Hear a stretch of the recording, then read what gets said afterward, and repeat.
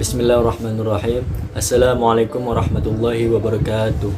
Alhamdulillah rabbil alamin.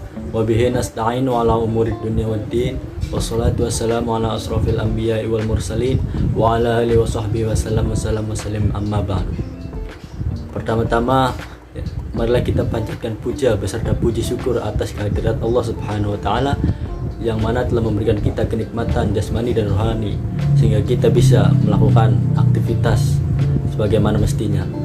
Salawat serta salam tidak lupa juga selalu tercucur curahkan kepada baginda kita Nabiyana wa Habibana Muhammad Rasulullah SAW yang telah menuntut kita dari zaman makan kurma hingga kini zaman makan pizza. Langsung saja dibuatnya video saya di sini untuk memenuhi tugas ulangan tengah semester mata kuliah Tafsir Tarbawi yang diampu oleh Bapak Dr. Iis Arifuddin MAG.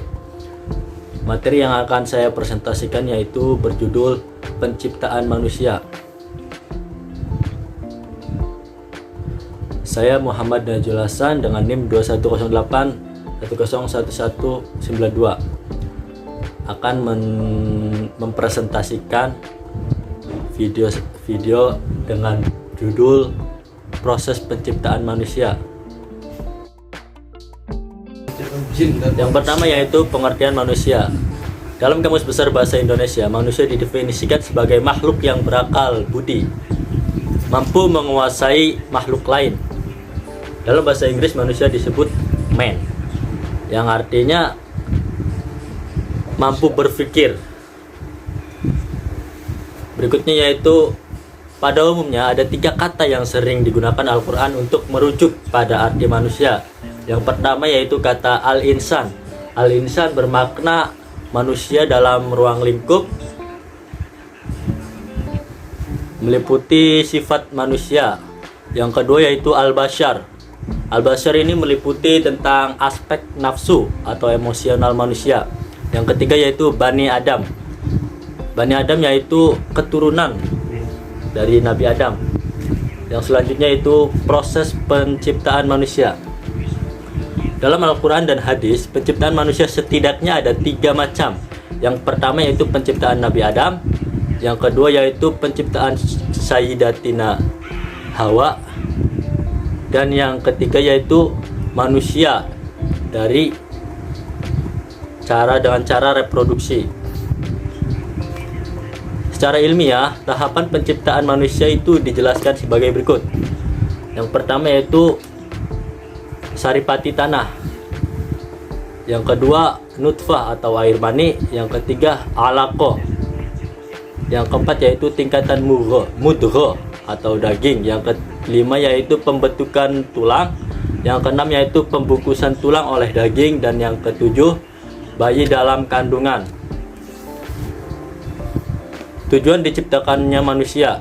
Penciptaan manusia mempunyai tujuan, bukan untuk kebaikan Allah, akan tetapi demi kebaikan manusia. Manusia diciptakan untuk beribadah, mematuhi tiap perintah Allah dan menjauhi semua larangannya.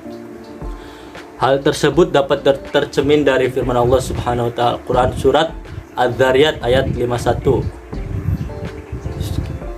yang berbunyi, "Wa ma khalaqatul jinnu wal insa illa liya'budun." Salah ya. Berikutnya yaitu makna istilah sabiin, nasoro, mukmin, fitrah, dan dinul hanif. Yang pertama yaitu sabiin. Sabiin merupakan orang yang keluar dari agamanya, yang asal dan masuk ke dalam agama lain. Sama halnya dengan murtad. Yang kedua yaitu nasoro. Nasoro secara bahasa adalah para penolong, sedangkan menurut istilah adalah nama yang digunakan Al-Quran terhadap umat yang mereka yakini, yaitu Nabi Isa sebagai Tuhan atau sebagai anak Tuhan. Yang ketiga yaitu mukmin. Kata mukmin berasal dari bahasa Arab, merupakan isim fa'il dari ta'rifan, perubahan kata amana yu'minu imanan, yang memiliki arti yang berarti mempercayai. Selanjutnya yaitu fitrah. Fitrah merupakan kecenderungan alamiah bawaan sejak lahir. Penciptaan terhadap sesuatu ada untuk pertama kalinya dan struktur alamiah manusia sejak awal. Kelahirannya telah memiliki fitrah bawaan secara alamiah, yakni fitrah ketauhidan.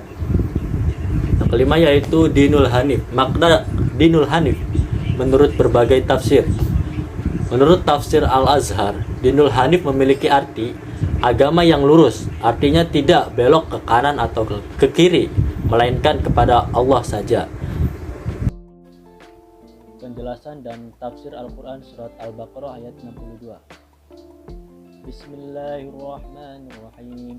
Innal ladzina amanu wal ladzina hadu wan nasara was-sabiina man amana billahi wal yawmil akhir wa 'amila shalihan falahum ajruhum 'inda rabbihim wala khaufun 'alaihim wala hum la yahzanun.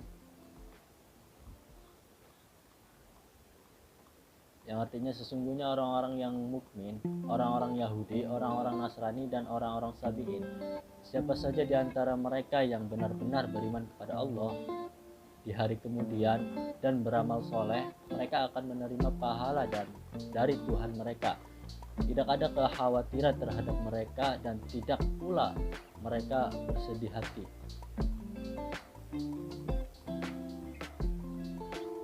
Tafsir Ibnu Katsir. Setelah Allah SWT menyebutkan keadaan orang-orang yang menentang perintah-perintahnya, melanggar larangannya, berlaku lewat batas melebihi dari apa yang diizinkan, serta berani melakukan perkara-perkara yang diharamkan dan akibat azab yang menimpa mereka, maka Allah mengingatkan melalui ayat ini bahwa barang siapa yang berbuat baik dari kalangan umat-umat terdahulu dan taat, baginya pahala yang baik. Berikutnya yaitu penjelasan dan tafsir Quran surat Al-Mu'minun ayat 12 sampai 17, yang artinya, dan sungguh kami telah menciptakan manusia dari suatu saripati dari tanah, kemudian kami jadikan saripati itu air mani yang disimpan dalam tempat yang kokoh. Kemudian air mani itu kami jadikan segumpal darah. Segumpal darah itu kami jadikan segumpal daging, dan segumpal daging itu kami jadikan tulang belulang.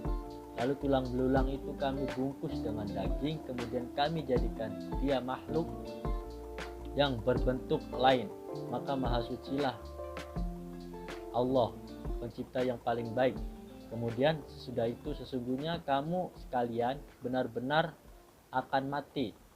Kemudian sesungguhnya kamu sekalian akan dibangkitkan dari kuburanmu di hari kiamat, dan sesungguhnya kami telah menciptakan di atas kamu 7 buah jalan atau 7 buah langit, dan kami tidaklah lengah terhadap ciptaan kami.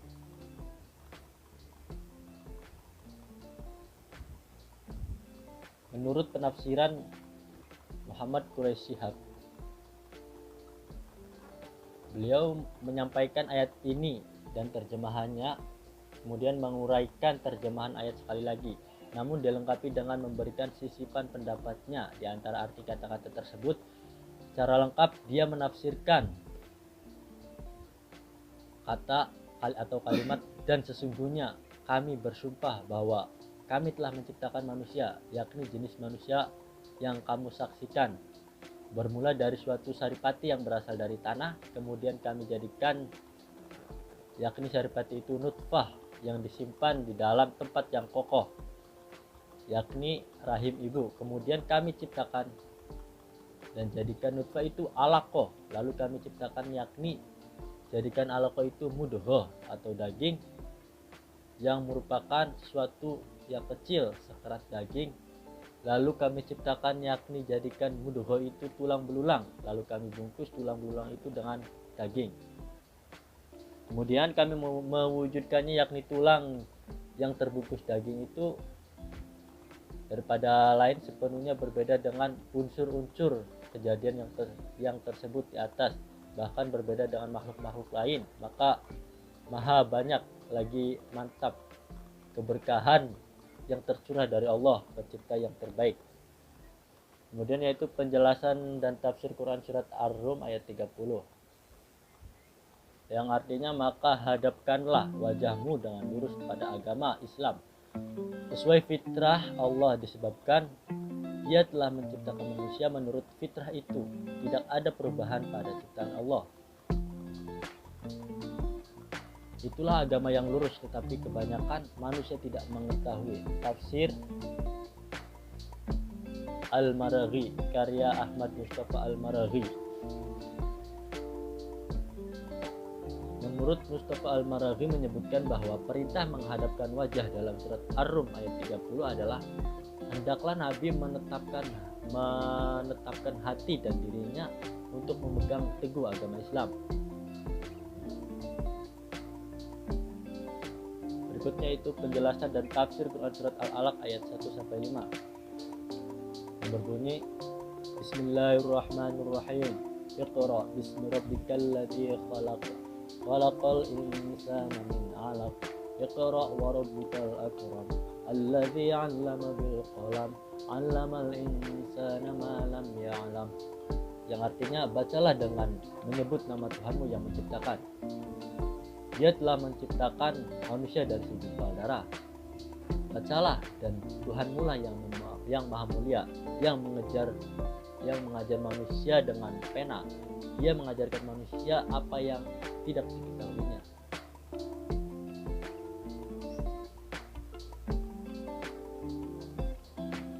Tafsir surat ini yaitu, kata Iqra secara harfiah berarti menghimpun atau menggabungkan, yaitu gabungan huruf menjadi kata. Ilmu pengetahuan itu bersifat akumulatif, artinya terus berkembang karena kemampuan manusia membaca. Perintah membaca dalam ayat di atas tidak disebutkan objeknya. Itu mengandung arti bahwa yang dibaca itu bersifat umum seluruhnya. Demikian materi yang saya bisa dapat sampaikan. Kurang lebihnya mohon maaf. Wabillahi taufiq wal hidayah. Wassalamualaikum warahmatullahi wabarakatuh.